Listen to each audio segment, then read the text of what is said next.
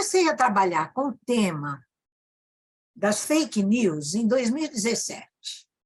A Poliana Ferrari estava escrevendo um livrinho, era um livro bem pequeno, agora ele está reeditado e aumentado, sobre como sair das bolhas, e ela pediu que fizesse o prefácio. E aí eu comecei a trabalhar a questão no final de 2017, e escrevi o prefácio. Foi quando eu me dei conta, não é, de uma coisa que eu tenho repetido muito, que eu chamo o anticlímax das redes sociais. Porque tem uma história rápida, breve, mas é uma história que começa com uma crença eufórica nas redes sociais e elas gradativamente chegam à condição atual, que é uma condição de anticlímax em alguns países muito forte, como o Brasil. Então, logo depois, em 2018, eu organizei esse livro aqui, como é que ele chama? Ai, agora vai ser tanto livro aqui. Não, eu organizei um livro sobre cacofonia nas redes, né, 2018.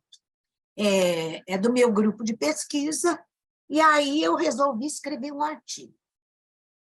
Mas nós estamos na época das eleições, 2018, não é? As redes pegaram fogo, e vinham artigos que não acabavam mais.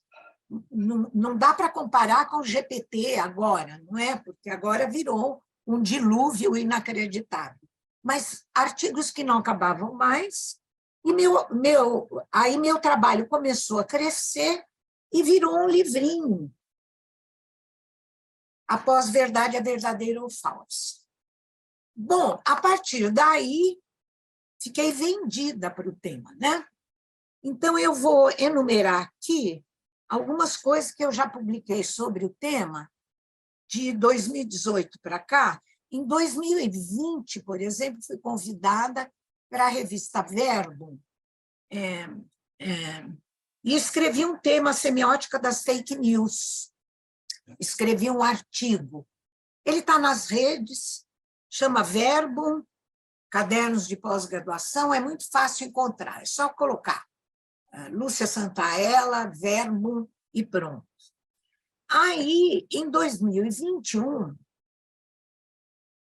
o tema foi crescendo, a gente sabe, não é um tema que cresceu de 2018 para cá. Em 2021, eu resolvi enfrentar a questão da mentira. E aí veio esse outro livrinho.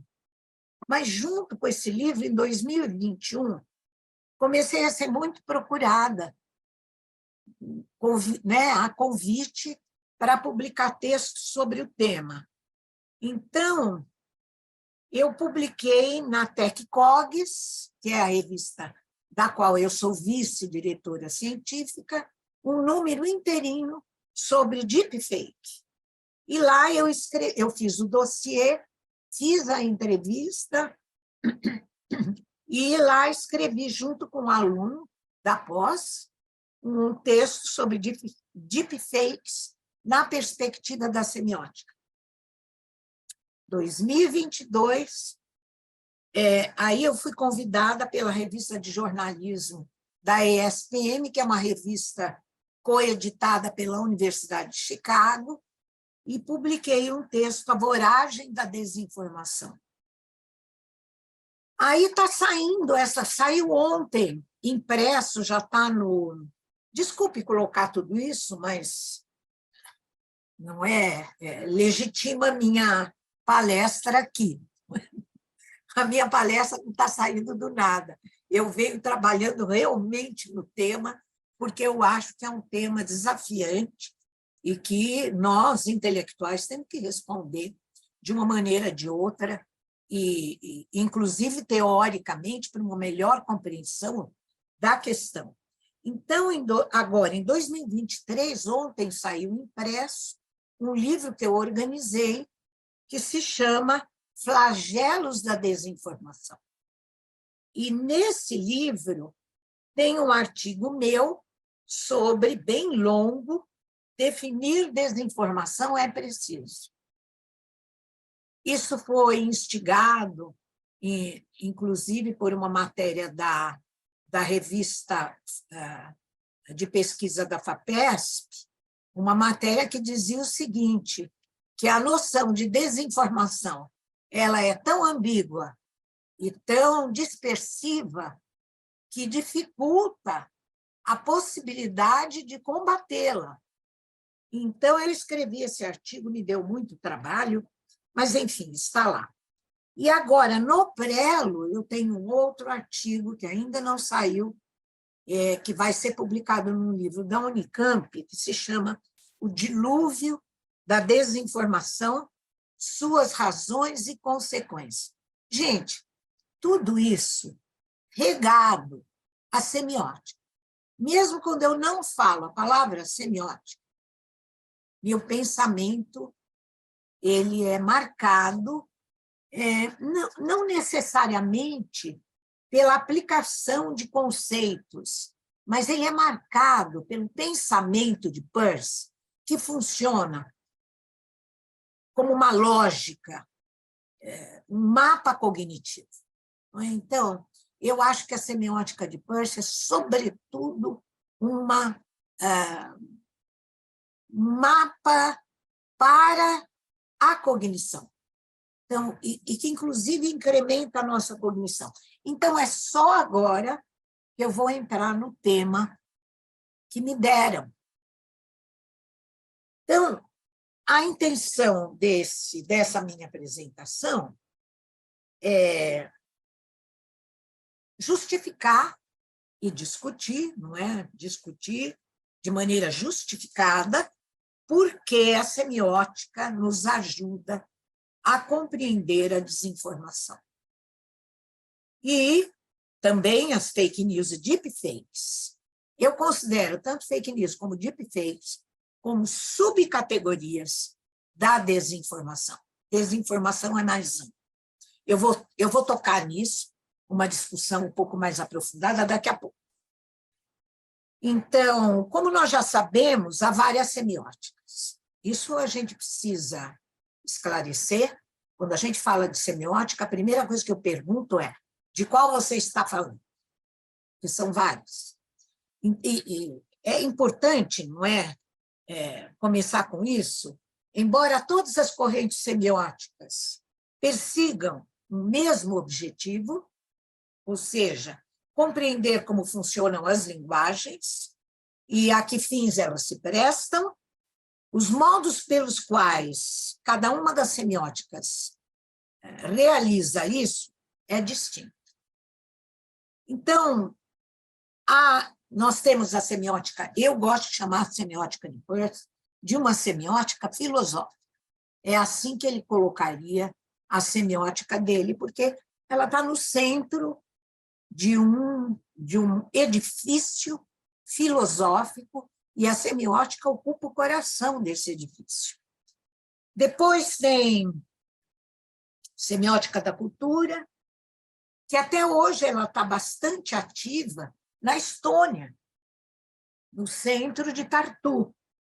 É muito interessante. Depois tem as semióticas discursivas, a que é mais conhecida é a de Greimas, que daí ela se disseminou em recriações posteriores. Bom, a que eu pratico, sou bem clara, embora tenha passeado pelas outras, não é que eu conheci antes da semiótica de Peirce, felizmente, eu conheci antes. Se tivesse conhecido depois, eu não sei se eu teria me dedicado tão profundamente a elas como me dediquei na juventude. Bom, a teoria do Peirce, a semiótica, ela é abstrata em geral, ela é tão abstrata quanto qualquer reflexão filosófica. Mas ele, além de tudo, é um lógico. Então, os conceitos são muito abstratos e gerais. Mas, quando eles são bem absorvidos, eles são capazes de nos dar possibilidades de aplicação e de interpretação que eu acho bastante eficazes. Porque conceitos não são pássaros voando na estratosfera. Os conceitos são importantes como orientadores do pensamento. Os conceitos, eles dão munição para a nossa capacidade de interpretar a realidade. Não é? Por isso que a gente, conforme a realidade vai ficando mais complexa, nós temos que selecionar teorias e conceitos que são mais poderosos, né? Porque é o que está acontecendo agora. Bom, a gente sabe, os que são alunos do Daniel e da Jeane, desculpem a redundância, porque eles devem já ter passado isso para vocês. Mas como há outras pessoas aqui assistindo, eu me vejo na obrigação de entrar um pouquinho numa espécie de propedêutica dos conceitos. A apresentação dos conceitos, que é abstrata, ela sempre fica assim, cria uma certa dificuldade de compreensão. Mas como eu vou aplicar esses conceitos durante a apresentação, então tenho só esta paciência inicial, porque outro dia eu escrevi um livro sobre moda como sintoma da cultura, e ele começa com um capítulo, no primeiro capítulo, apresentando os conceitos de Peirce, e aí eu dediquei o livro ao meu irmão. Aí eu perguntei para ele, que é um grande costureiro, e eu perguntei para ele, leu o livro? Ele disse, não, muita semiótica. E não leu o resto do livro. Eu falei, vai para os outros capítulos, por favor. Então, é a mesma coisa que eu estou pedindo para vocês. Então, eu não posso dispensar essa apresentação. Mas, para falar de signo, não é? A primeira coisa que a gente tem que prestar atenção é que, para Peirce, para nós, né, o que o Peirce chama de signo, que é uma palavra que assusta um pouco as pessoas, ou não apenas assusta, como confunde, porque imaginam que é signo da linguística, não é, ele tem uma concepção diferente, mas não dá para a gente falar da semiótica sem passar um pouquinho pela fenomenologia. Porque a base, não é, de todo o pensamento de Peirce, e ele levou 60 anos para acreditar nessa base, que é a da fenomenologia, que são as célebres categorias primeira idade, segunda idade, terceira idade. E aí, então, a primeira idade está ligada às ideias de possibilidade, incerteza, indeterminação, frescor, originalidade, sentimento e qualidade. Então, tudo que diz respeito a isso estaria no plano da primeira idade. Elas são universais, elas estão em todos os fenômenos. Eu ainda não consegui encontrar um fenômeno, conforme a gente vai entrando em outras áreas de conhecimento, que não tenha sua base, ou seja, onde as categorias não se apresentem. Elas são muito gerais, finos esqueletos do pensamento, diz Peirce. A secundidade está relacionada às ideias de existência, fato, aquilo que acontece, que é dual, né? Por isso que é secundidade. Aqui e agora, ação e reação, esforço e resistência, conflito, luta, surpresa, dúvida. E a terceira categoria, que é genuinamente triádica, ela aparece nas ideias de lei, de hábito, de convenção, de tempo, pensamento, inteligência e aprendizagem. Então, a forma mais simples de terceira idade está na noção de signo. Isso é muito importante, porque a terceira idade é uma categoria da continuidade. A noção de signo é a forma mais simples para a gente entender o que é a categoria da terceira idade. Então, é aí que a gente entra mesmo no universo da semiótica. Embora o Peirce tenha dado esse passo que eu considero assim um passo pulo do gato, porque ele reconsidera as categorias de primeira idade e de segunda idade como formas de quase signo. Ou seja, um mero sentimento, ele já é um quase signo. Ele é quase... Bom, mas eu não vou ficar desenvolvendo muito profundamente isso, senão a gente não entra no nosso tema. O que a gente precisa guardar, por enquanto, é que a categoria da secundidade é dela que nasce a indexicalidade, que é importantíssima para a gente considerar o tema das fake news e deepfakes. O problema da indexicalidade. Ao mesmo tempo que eles são signos verbais, imagéticos, portanto, eles também entram na categoria da terceira idade. Então, mas o que é? Vamos definir, então, o que é o signo, uma definição bem geral, não é? Para funcionar como signo, a relação ternária, signo, objeto, interpretante, não é? Parece simples, mas não é. Relação signo, objeto, interpretante não é simples. É uma malha, porque o signo representa algo que está fora dele, mas, ao mesmo tempo, o que determina o signo, a fonte da semiose, está no objeto do signo. É ele que impulsiona o signo. Então, aí a gente já tem um movimento de vai e vem. E aí, como ele representa esse objeto que está fora dele, ele produz na mente do primeiro intérprete que ele encontra, ou de todos os intérpretes que ele encontra, uma interpretação que não é outra coisa senão outro signo que se produz na nossa mente. Esse é o esquemão. Vamos ver se as coisas ficam um pouco mais claras agora que a gente vai entrar na discussão. Eu começo a discussão das fake news e verdade factual ou indexical. Então, vamos primeiro analisar a função indexical. Não é? Como é que o signo indexical opera nas fake news. Tá? Então, vamos lá. Vou falar um pouquinho aí, vou fazer uma introdução contextual das fake news, antes da gente entrar um pouquinho nessa discussão da verdade factual.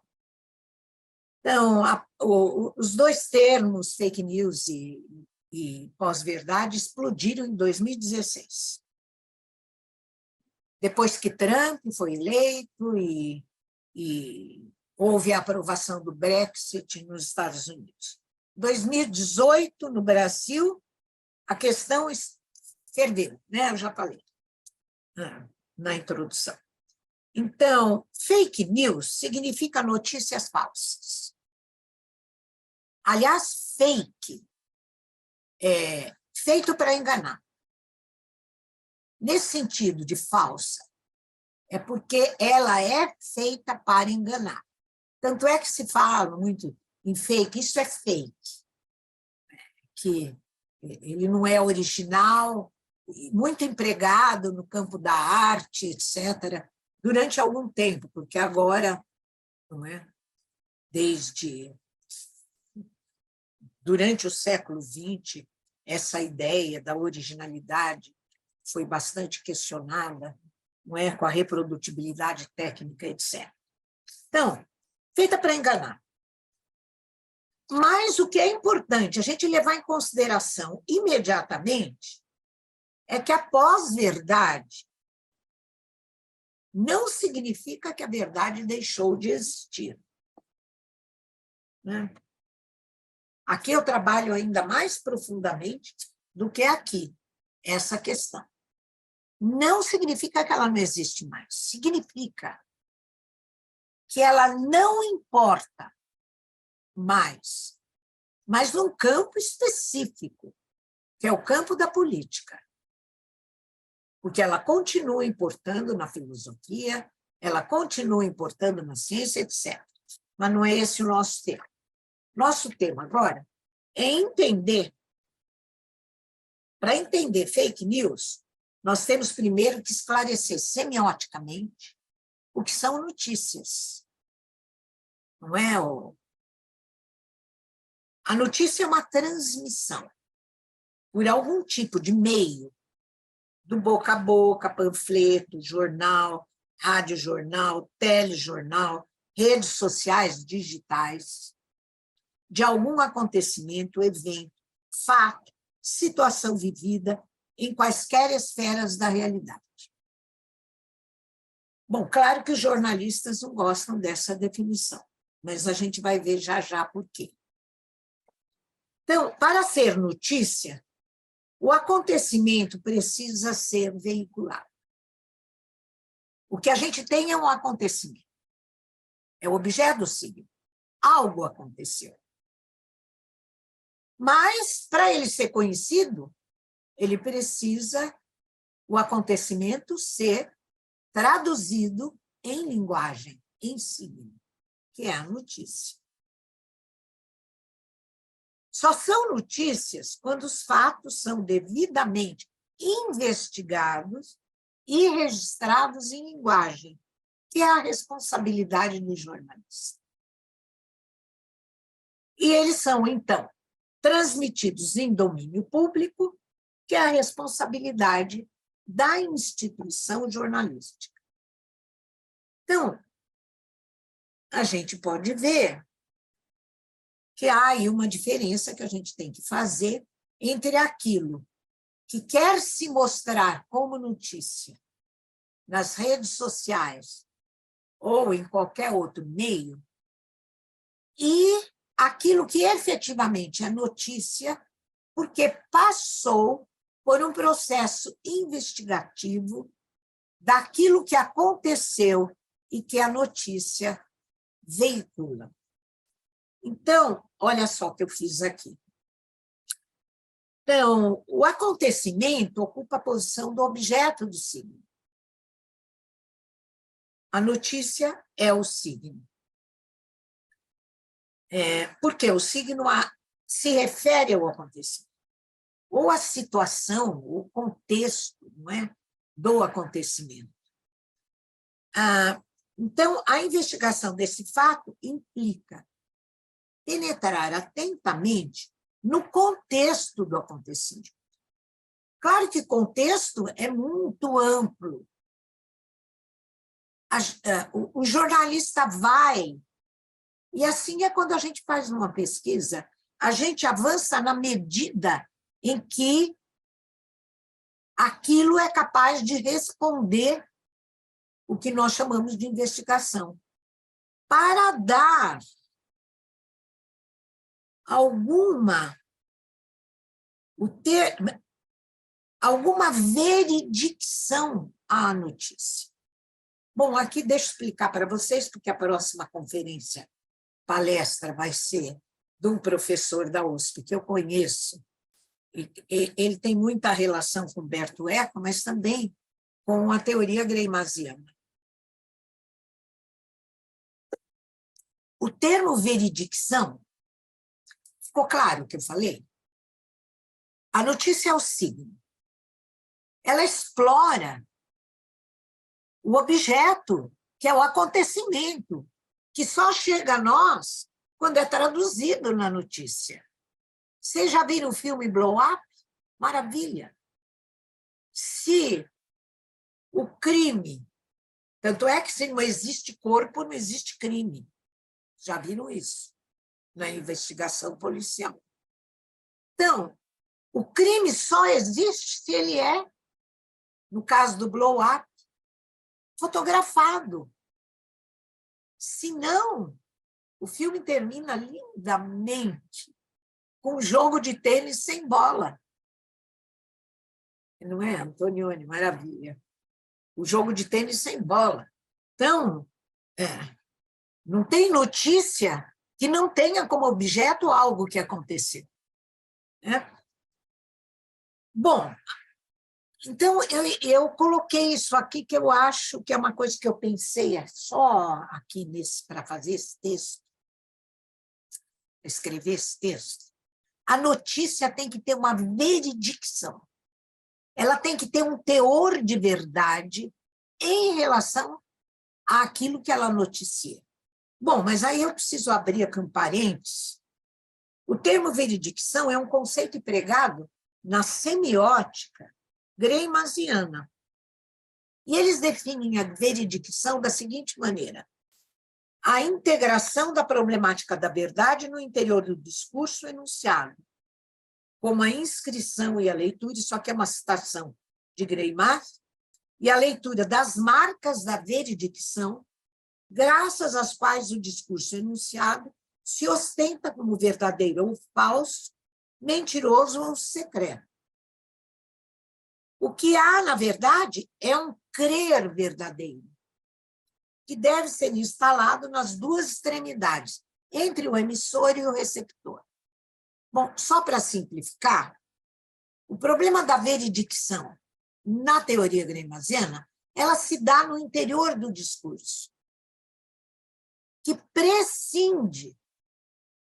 Então, é um contrato entre o enunciador e o enunciatário que prescinde do objeto que está fora do discurso. Isso é muito importante, porque o sentido que eu estou dando para a veridicção aqui é diferente do sentido greimasiano. A notícia tem veridicção se ela tem alguma fidelidade com o acontecimento. Né? Então, claro que daí entra opinião e etc. A notícia não pode ser opinativa. Ela não pode se lambuzar em interpretações.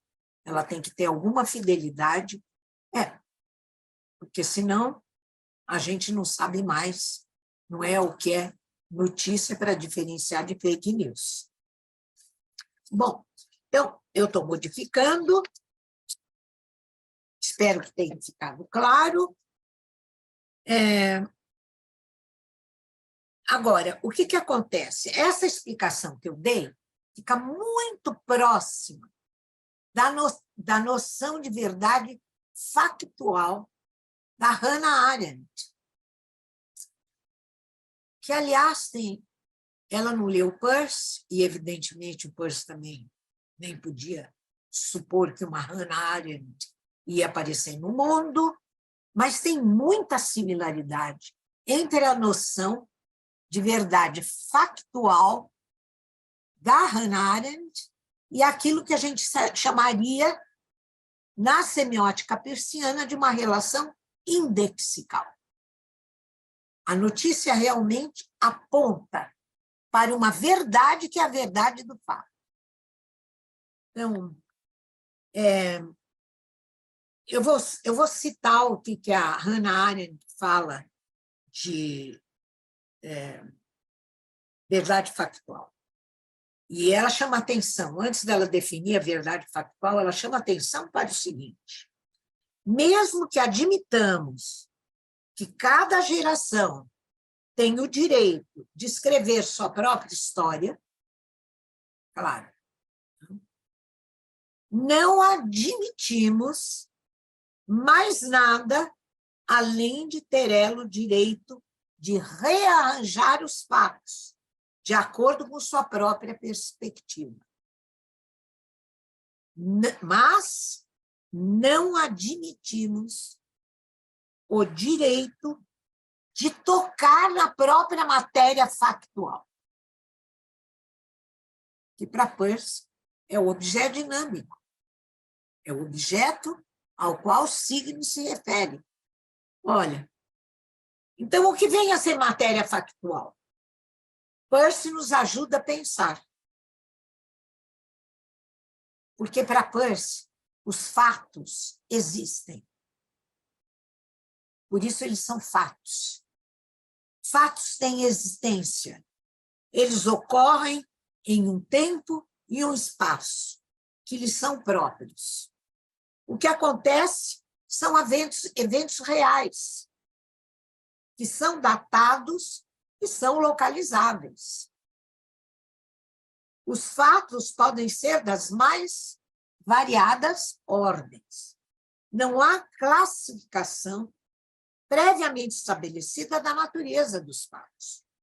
Como seres de linguagem que nós somos, nós estamos sempre enredados em uma malha semiótica. Nossa, ela é...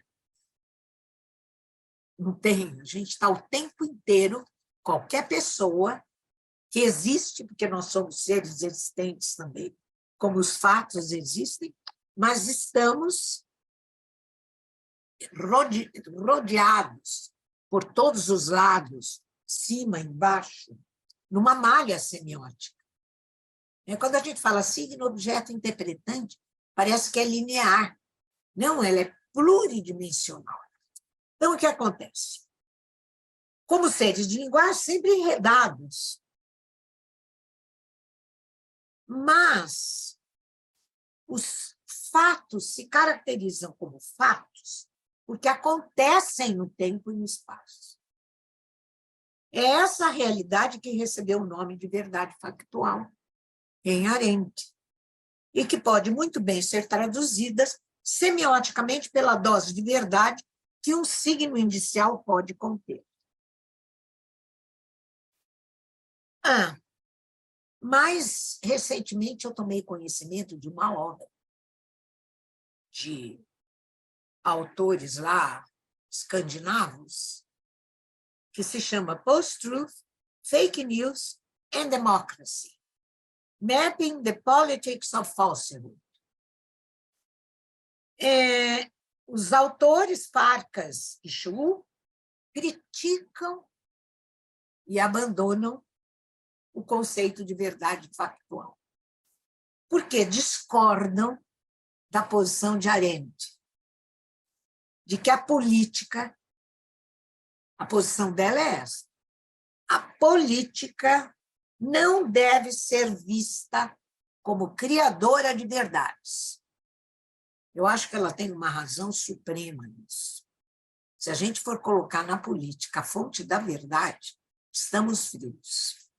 Porque a verdade ela é feita, a política existe num jogo, inclusive um jogo de negociações que não implicam necessariamente a verdade, porque se ela for muito verdadeira, ela já não é política.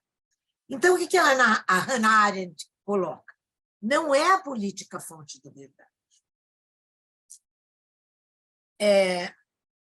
Para ela, a referência da verdade está em outro domínio. Ou seja, domínios externos àquele da política. Ou seja, na verdade factual do jornalismo. Portanto, ela é uma grande defensora da tarefa do jornalista. Bom, mas aí o que os autores fazem? Desconsideram a verdade factual e aí eles reivindicam a centralidade do político, da verdade no político. Bom, eles apontam, aqui eu estou citando, uma cisão mais profunda entre as duas coisas, visto que consideram que o fazer político democrático não deve se basear apenas na racionalidade. Estou citando uma resenha que é feita do livro pela Nina Santos, tá bom? Então, mas ela está citando o livro. não deve se basear apenas em racionalidade. Assim, eles justificam porque eles vão contra a noção de verdade factual da Hannah Arendt. E, portanto, deve ser capaz de abarcar diferentes construções do que seria verdade, que seriam a base do fazer político. Eles rechaçam, portanto, a ideia de uma verdade factual, visto que ela sempre dependeria de uma percepção subjetiva dos sujeitos.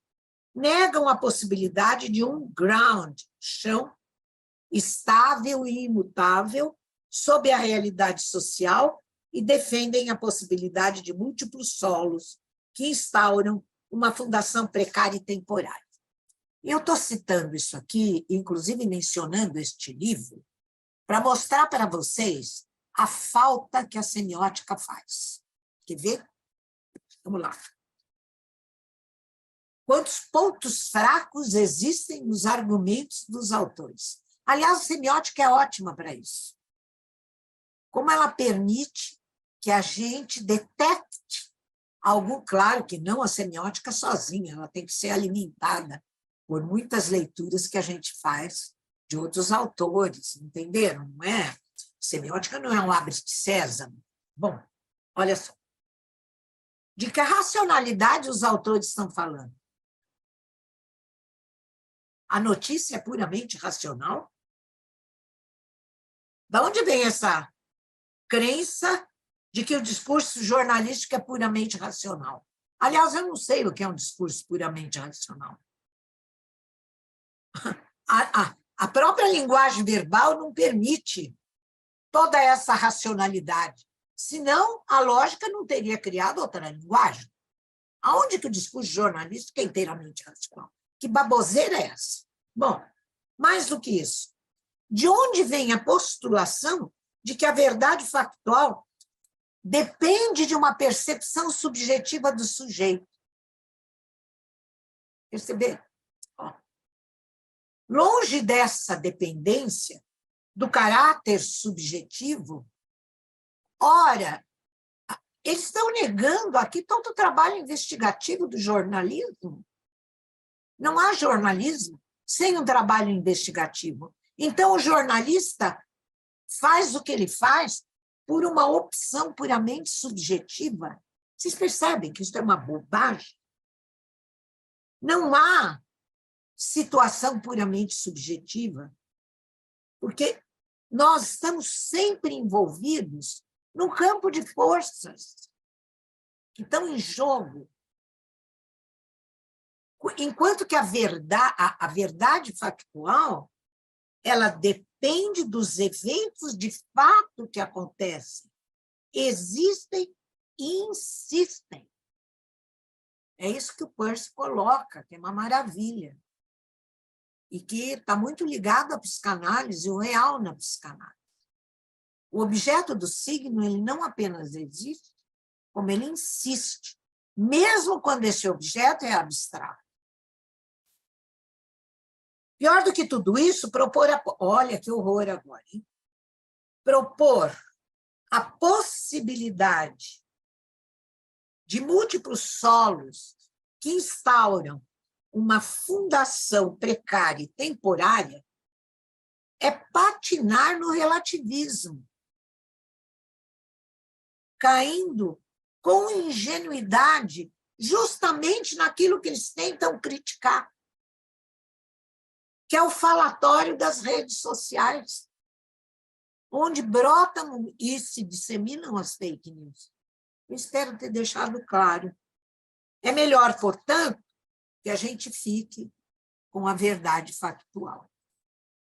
Bem, em 2021, eu levei essa discussão um pouco mais longe, no livro De Onde Vem o Poder da Mentira. E eu brevemente retomei no artigo de 2023, que está sendo publicado agora, onde eu tentei explicitar o sentido de desinformação. Eu acho que essa explicitação do que se entende por desinformação é muito importante, porque a palavra desinformação ela tem uma semântica muito dispersiva e fica difícil deter o vazamento incontido de significados demasiadamente vagos da noção de desinformação, o que torna muito mais difícil combatê-la do que sua companheira, a noção de fake news, contra as quais, para fake news, nós temos uma arma, que é a da verdade factual. Enquanto que desinformação é um termo muito mais amplo. Eu não estou recusando o termo desinformação.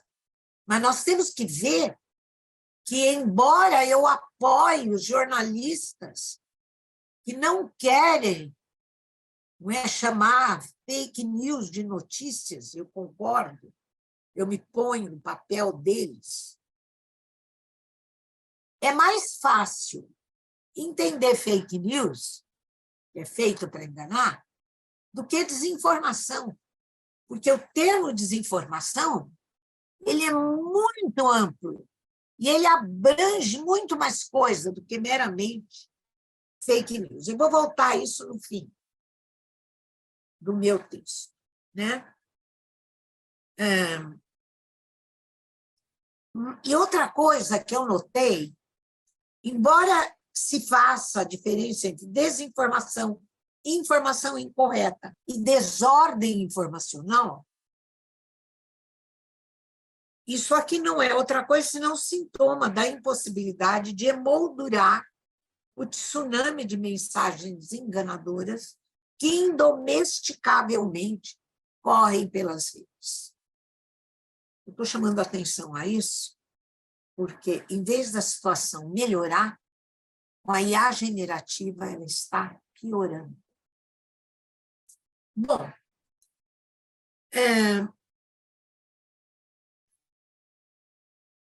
quando eles tentam fazer uma tipologia da desinformação, essa tipologia, se a gente compara com as tipologias de fake news, elas são muito semelhantes. Então, é certo que o termo desinformação apresenta um espectro de sentidos bem mais abrangente do que fake news, enquanto este coloca sua ênfase no ato de enganar. Ademais, desinformação é um fator explicativo da disseminação da falsidade, e não da sua fonte geradora, que reside justamente na produção semiótica de uma indústria disseminadora de signos que mentem. Então, agora eu vou entrar no nosso outro tópico. Nós já vimos o objeto do signo, verdade factual. Agora vamos passar um pouquinho para fake news como a realidade das fake news, da desinformação, das deepfakes, é uma realidade semiótica. Ninguém pode negar que elas são feitas de linguagem. Mas eu tenho... Olha, eu estou prestando atenção no tempo para que a gente não avance além da 1h30 e que eu não canse vocês do tempo que Daniel e Jane me deram. Fique tranquila, Lúcia, tá ótimo, pode usar o tempo que você achar necessário, não se preocupe. Então eu não vou ficar correndo, tudo bem? Tá. Então, eu tenho cada vez mais percebido que a linguagem é tão constitutiva do humano que as pessoas falam de tudo menos da linguagem. Ela é o ponto cego da retina. Por exemplo, eu preciso vir aqui como semioticista lembrar que fake news, deepfakes, desinformação são feitas de linguagem. E por que a semiótica é importante? Porque ela nos ajuda a ler criticamente linguagem. Claro que as linguagens, isso também está no pragmaticismo de Peirce. As linguagens produzem efeitos no real. Mas que linguagens são essas? Que signos são esses? Que poder eles têm de produzir efeitos no real? Né? Então, eu vou entrar agora Então, não tem dúvida quais são os recursos de linguagem que são utilizados para a produção de fake news. Por que e como algo é considerado falso? Como fake news e deepfake são interpretadas? Quais são as consequências psíquicas e sociais da transmissão de informações falsas? Tudo isso é tarefa da semiótica. E eu digo para vocês que ela está preparada para responder isso. Como ciência da significação, da denotação e da interpretação dos processos de linguagem e de comunicação, ela nos oferece conceitos fundamentais. Só que, evidentemente, é preciso uma atividade heurística criativa, de leitura, não apenas dos conceitos, mas como eles se manifestam nas linguagens concretas. É aquilo que eu falei. Não é um passe de mágica. Tem que ter todo um trabalho, né, de conhecimento da própria teoria. Não existe nada mais prático do que uma boa teoria. E a gente tem que né, porque existe uma espécie de preguiça do conceito, porque para que o conceito comece a circular na nossa corrente sanguínea, a gente precisa dedicar um pouco de tempo, a paciência, para poder absorver. Bom, qual é o caráter das fake news no seu papel de signos que agem na realidade? Elas variam. São vários tipos de signos. Quando a gente fala, fake news são signos, são vários tipos. Por exemplo, desde os rumores, boatos, fofocas, histórias e notícias. Alguns tipos de fake news têm uma aparência, inclusive, inocente, mas, no fundo,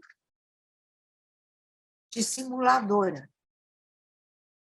Para lidar com elas, portanto, vejam, eu mostrei para vocês que o papel do jornalista é investigar o fato e traduzir em notícia que tenha uma fidedigna, né? Ela seja fidedigna ao fato. Ela tem uma veredicção. Agora, qual é o papel do semioticista? Ler, os ardis da linguagem, especialmente no caso das fake news. Portanto, para lidar com elas, é preciso todo um cuidado semiótico. Porque as linguagens, e é disso que as fake news tiram proveito, a linguagem verbal e qualquer outra linguagem é muito ardilosa.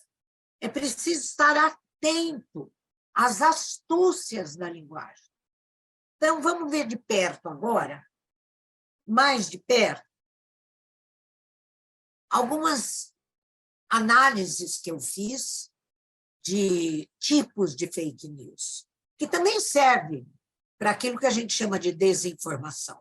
Porque, evidentemente, fake news produzem desinformação. Primeiro, signos de riso fácil. São as notícias paródicas produzidas como formas de entretenimento para provocar o riso. Nós temos que ter cuidado, porque nós nos tornamos cúmplices. Ridicularizar uma pessoa, levá-la a perder a dignidade, cancelar, isso tudo é fake. É fake. E a gente precisa aprender a detectar. 2, signos enganosos.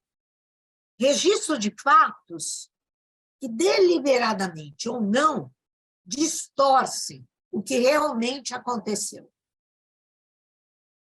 Nessa categoria entram também signos ambíguos, que se voltam contra um assunto de modo oblíquo, bem dissimulado, contra um assunto ou pessoa. Aqui eu lembro um pouco a teoria de um outro semioticista, embora ele não se chamasse semioticista, mas ele é, Bakhtin, que naquele livro Marxismo e Filosofia da Linguagem, eles dizem que todo signo reflete, mas refrata. Traduzindo persianamente, reflete o objeto, mas refrata, porque o signo não é o objeto. Ele tenta ser, mas ele não é. Então, por isso que eu costumo dizer que o objeto do signo é o contexto. Porque tudo que existe, existe num contexto. E não é que a gente fala o objeto do signo, ele está lá plantadinho. O signo se refere a ele, indica, ou se presentifica, isso aí é uma outra questão, mas ele se refere a algo que existe num contexto. Então, por exemplo, todo esse meu discurso se refere a quê? Semiótica de Peirce e tudo o que rodeia, toda a bibliografia que eu li, já escrevi sobre fake news, deepfakes. Não dá para pegar na mão tudo isso, mas está funcionando como objeto do signo. O objeto num contexto que não está aqui na minha cabeça só, está nos meus livros, nos textos que eu publiquei, tudo que eu li. Percebem? Então, isso que a gente chama de objeto do signo, ele é sempre muito complexo. Então, vamos aí lembrar outra vez o Bakhtin, que é uma maravilha isso aqui. Em relação àquilo que ela se refere, a linguagem é sempre um duplo.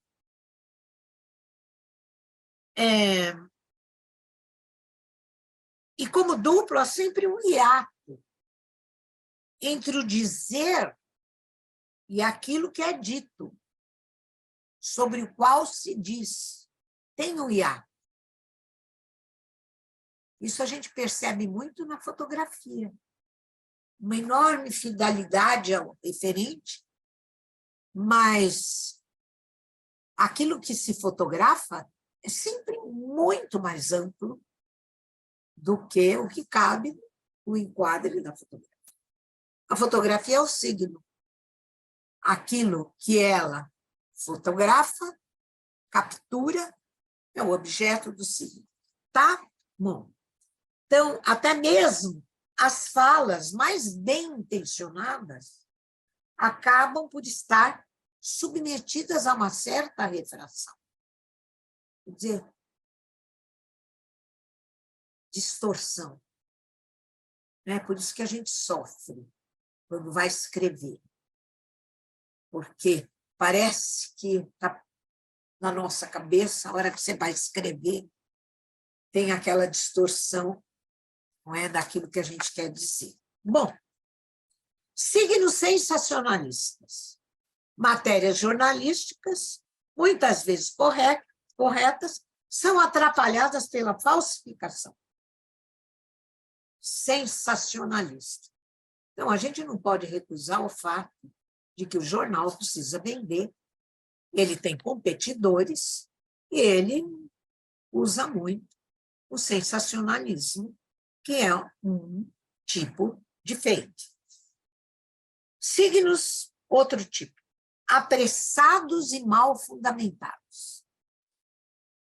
O jornalismo convencional também está povoado de notícias ou matérias mal fundamentadas, porque não passaram pela necessária verificação dos fatos. Daí, signos preconceituosos. Há mensagens, signos que são construídos com algum engenho para confirmar parcialidades e preconceitos. Outro tipo de fake news. Signos deslocados. Isso também serve para aquilo que é chamado de desinformação. Isso ocorre, deslocamento, por meio do falseamento do contexto, quando um conteúdo genuíno é inserido em um contexto falso. Depois, signos manipulados. A manipulação diz respeito a uma informação verdadeira que é falseada com a intenção de enganar os intérpretes. E, por fim, signos mentirosos, que são decididamente mentirosos. Quando a informação é deliberadamente fabricada com o intuito de desinformar para proveito próprio daqueles que o fabricam. Nesse ponto, nós alcançamos o sentido mais legítimo de fake news, enquanto os tipos anteriores vão gradativamente se aproximando da mentira. Não é? O signo mentiroso, ele leva à potência máxima das fake news. Ainda pior do que as fake news é a realidade das deepfakes. Enquanto as fake news têm, na sua grande maioria, uma natureza semiótica verbal, muitas vezes acompanhadas de imagens, as deepfakes fogem do domínio do verbal escrito para penetrar no reino da audiovisualidade e sonoridade, que é tomada como a sonoridade, como base do verbal audível. Tudo realidade semiótica. A deepfake é uma manipulação audiovisual que se baseia na tecnologia algorítmica para pôr uma pessoa falando palavras que ela nunca pronunciou e aquelas palavras correspondem ao movimento da boca e dos músculos, é que, por inteligência artificial, os músculos são todos mapeados e daí transpostos para o rosto de uma outra pessoa. É inteligência artificial. Então, mas para mapear os músculos do rosto, a inteligência artificial, ela trabalha com uma amostragem de milhares de bocas falando, de rostos falando, até chegar a uma adaptação perfeita. Então, o que acontece? O objetivo das deepfakes, ela trabalha com redes neurais artificiais, não é? Por isso que é deepfake. não apenas porque chega a um nível muito profundo de enganação, mas também porque trabalha com redes neurais profundas. Então, ela cria representações e percepções alternativas e propositadamente falsas da realidade. Na sua primeira geração, as deepfakes apresentavam certas grosserias nos efeitos estéticos visuais.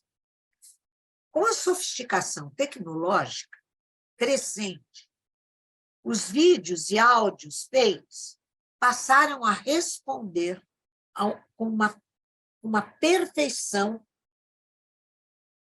que dificulta a detecção de sua falsidade.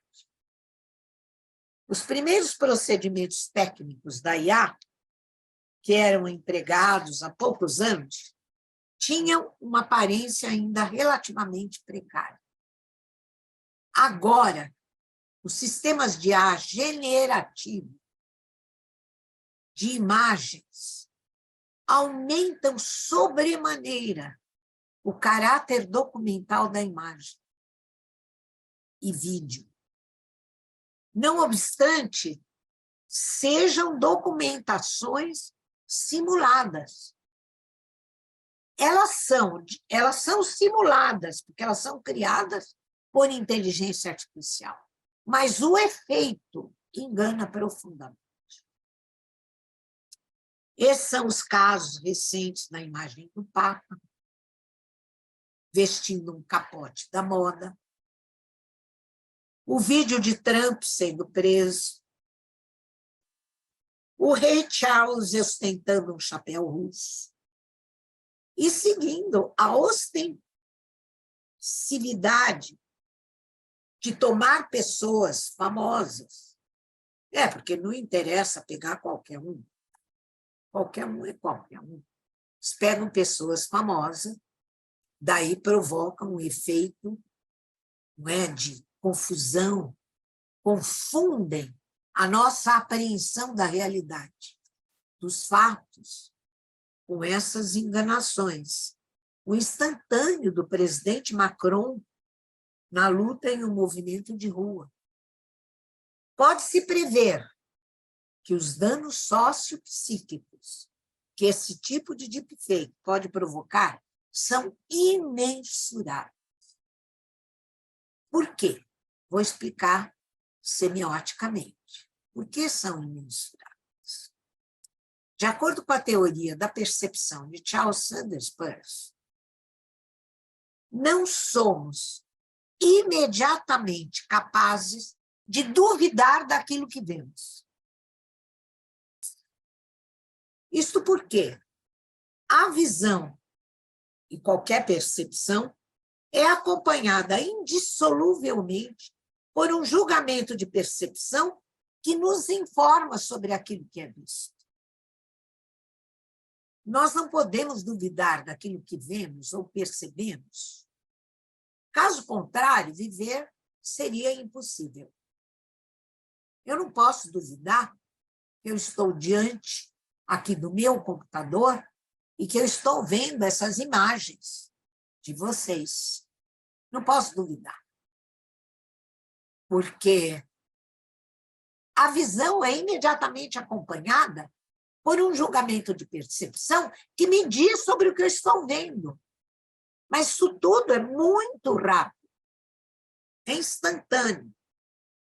Ora, nós só podemos duvidar daquilo que aparece aos nossos olhos quando, por algum motivo, somos levados a submeter a percepção a um escrutínio crítico provocado pela suspeição. Por exemplo, quem já está trabalhando com imagem generativa é capaz de olhar para a mão do Papa e perceber, porque está trabalhando com imagem generativa, e percebe que a imagem generativa não trabalha muito bem com a mão. Não, olha que coisa estranha. que será que a mão tem que dificulta tanto a produção da imagem generativa da mão? Então, aí eu fui observar a imagem do Papa, e aí você submete o seu julgamento de percepção a um escrutínio. Só nesse caso que a gente pode duvidar do que vê.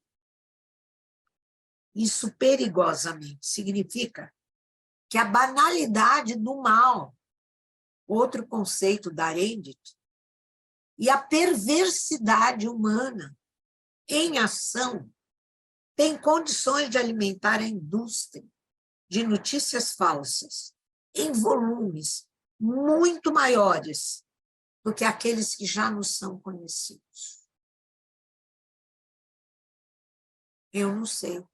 Quando eu vejo essas imagens, eu fico pensando, será que as pessoas fazem isso para se divertir? Ou porque elas são mesmo tomadas pela banalidade do mal? Então, vamos agora à terceira parte, não é? Vou demorar um pouco menos, garanto para vocês.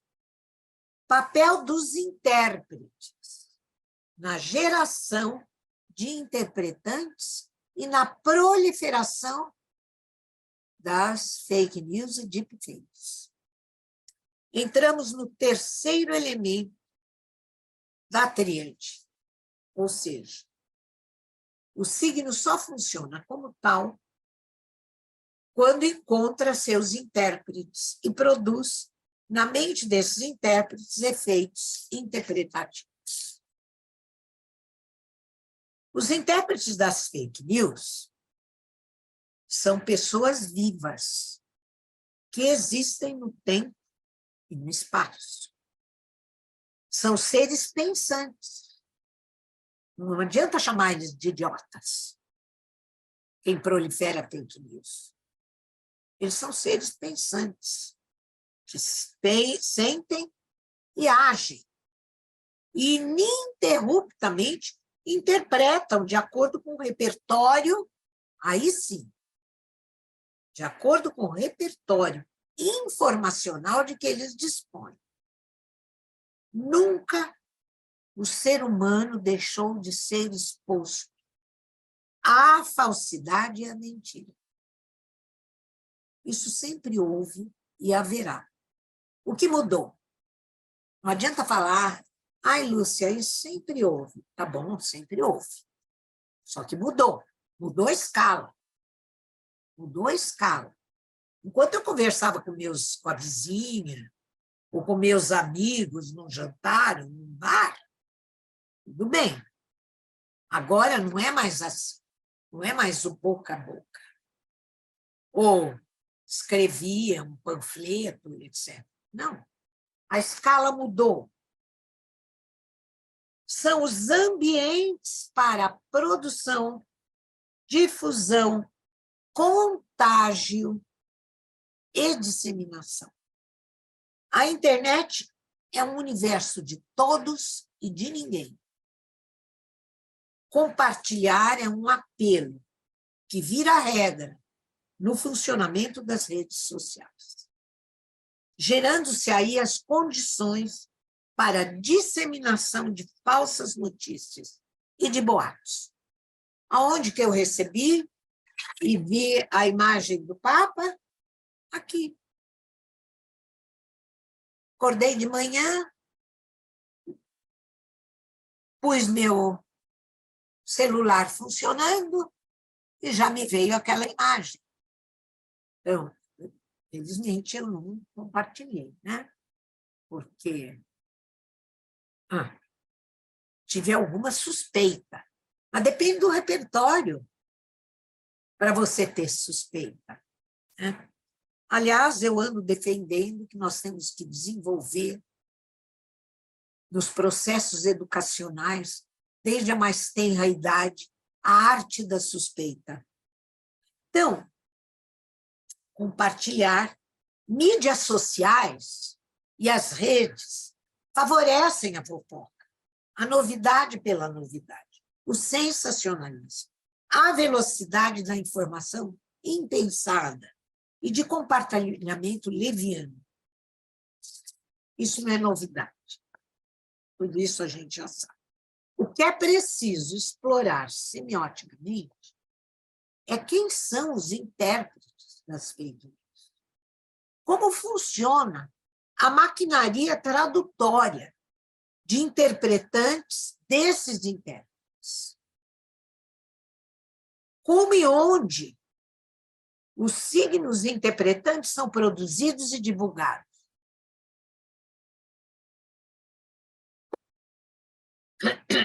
Nós sempre vivemos em bolhas. O ser humano sempre viveu em bolhas. As bolhas nos constituem como signos, porque nós somos signos. Não vamos imaginar que nós somos só objetos de signos. Por exemplo, aquela imagem que está ali, que eu estou vendo e vocês estão vendo aí, é objeto, não é, é signo. O objeto está aqui, corpo. Entenderam? Nós não somos apenas signos e objetos de signos. Nós somos constituídos nas e pelas bolhas de crenças e convicções. Não há como separar de nós nossas convicções e nossas crenças. Sem elas, seria também impossível existir. Aí lembra aquela música do Cazuza? Eu quero uma ideologia para poder viver? É verdade. Então, precisamos de convicções, de ilusões imaginárias e sonhos para tornar a vida suportável e razoavelmente vivível. É aquilo que na psicanálise se chama o registro do imaginário. Ele sutura, não é, os buracos do real. Então, as bolhas que abrigam nossas convicções não são apenas nossas, mas são alimentadas por todos aqueles que nos são semelhantes. É óbvio que nós aqui estamos numa bolha. Nós. Isso que dá para vocês a paciência de me ouvir. Senão vocês não estariam me ouvindo. Porque nós estamos na mesma bolha de convicções, de sonhos e de interesses. Então, vamos parar de dizer, ai, aquelas pessoas lá estão numa bolha, como se nós não estivéssemos. Claro que estamos, mas olha bem, vejam lá. O ser humano é, por princípio e natureza, homofílico. O que quer dizer isso? Nós só gostamos do que é espelho. E costumamos escapar daquilo que aparece como diferente. Aí o Caetano, né? A música do Caetano Veloso. Só gostamos do que é espelho. A alteridade produz apreensão e mesmo temor diante da ameaça da perda de nós mesmos. O poder da crença em uma ideia, religião, afinidade política e afins sempre existiu. Vamos para a diferença agora? Mudou de escala. A diferença bastante significativa que a vivência nas redes instaurou é que nossas crenças são agora monitoradas por algoritmos de inteligência artificial. Assim, os ambientes em rede intensificam o poder das crenças. Não é crença religiosa, hein? Convicções que a gente tem e que nos habilitam a agir e a viver. Nós não vivemos sem convicção. Também chamado de viés de confirmação. Porque os algoritmos de inteligência artificial progressivamente sabem mais de nós do que nós mesmos. E só nos enviam aquilo que sabem e adivinham que queremos e gostamos. Basta um clique em uma informação e os algoritmos passarão a nos enviar, dia após dia, repetidamente, informações aparentadas àquilo que porventura nos interessa. Olha só a experiência que eu tive hoje. Eu procurei para minha filha, que está mobiliando uma casa, uma poltrona. E, claro, fiquei procurando na rede. Por fim, escolhi. Vocês não podem imaginar a quantidade de poltronas maravilhosas que eu não escolhi e que vieram hoje mais ou menos do mesmo tipo na minha rede. E é assim. E quando eu procuro um tema? Aí eu fico feliz, porque vem coisa que eu nem imaginava que existisse. Não é? Um exemplo disso é o Amazon. Você vai lá, compra aquele livro, e embaixo ele te põe uma fileira. É uma tentação, não é? Mas isso opera em tudo. Hoje, nós somos rastreados, cada minuto da nossa existência, por algoritmos que vão nos colocando bolhas. Bom, assim caminha a nossa participação nas redes. Pensar que nós podemos furar as bolhas, não tem reza, não tem pedido a Deus e aos santos que permitam que nós furemos as bolhas. Isso é ingênuo. Nós somos os signos que escolhemos e com os quais desejamos conviver. Não tem saída, então? Estou chegando ao fim. As bolhas são também signos, e como signos mais ou menos complexos que são, caracterizam-se por uma gradação. Portanto, existem bolhas e bolhas. Qual a diferença? Tomando algumas mais amplas e ambíguas, expansivas, e outras mais estreitas e peremptórias. As bolhas estreitas e peremptórias aprisionam as pessoas, não é? Numa abóbada ideológica que não tem poros. Essas pessoas ficam mais submetidas à proliferação e à disseminação das fake news. Então, vamos pegar as primeiras, as bolhas porosas, ambíguas, expansivas, como exemplo saudável. Elas são porosas na medida do cultivo da curiosidade. É outra ética que eu também proponho, como deve ser praticada, a da curiosidade e a da suspeita, éticas. Ou seja, elas nos abrem para a alteridade.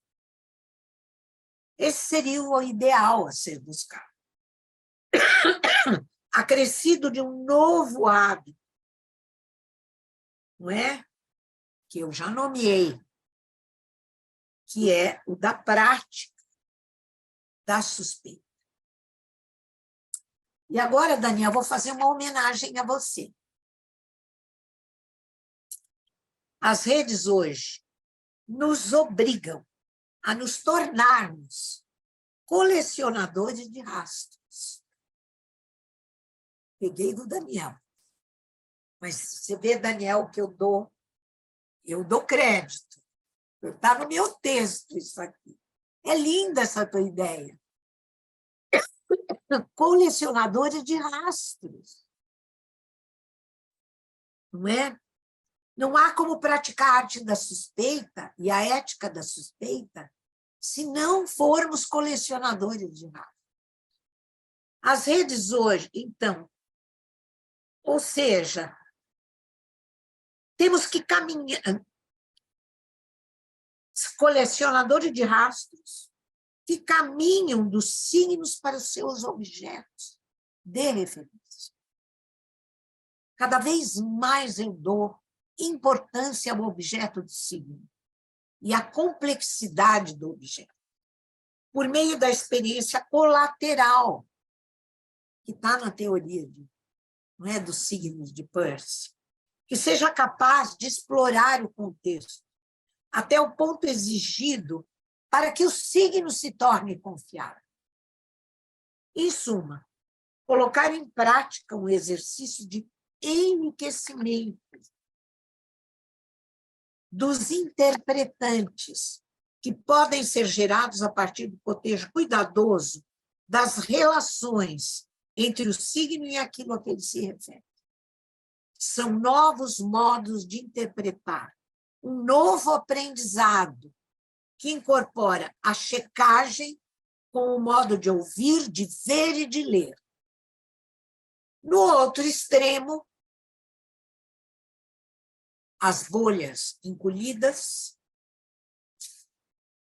existem, são bolhas estreitas, asfixiantes, iscas fáceis para serem colhidas nas armadilhas dos algoritmos. Estas são grandemente afetadas pelas manipulações políticas, pela força cegante dos fanatismos religiosos, esportivos e outros. Ou seja, são bolhas viciadas na mesmice de seus espelhos embaçados. Todavia, culpabilizar essas bolhas pelas fake news que hoje se alastram, graças ao artifício de robôs, significa desviar-se do alvo. Ficar pondo culpa no robô, ficar pondo culpa nas redes, ficar pondo culpa no algoritmo. Não, não. Claro que eles têm culpa. Mas nós, assim, nos desviamos do alvo da crítica. Qual a razão primordial da aceitação míope, e pior ainda, do compartilhamento das mentiras robóticas ou não robóticas? A resposta é fácil, é a desinformação. Mas qual a razão primordial da desinformação? É preciso atacar o mal pela raiz. O mal precisa ser combatido no seu nascedouro. Onde ele está? No caso do tsunami das fake news e da desinformação, o mal encontra-se na ausência de processos educativos capazes de conduzir as pessoas à autoexigência de continuamente recriarem suas visões do mundo, do outro e de si mesmos. Conclusão: não acredito em outra coisa, senão na educação. É isso, muito obrigada.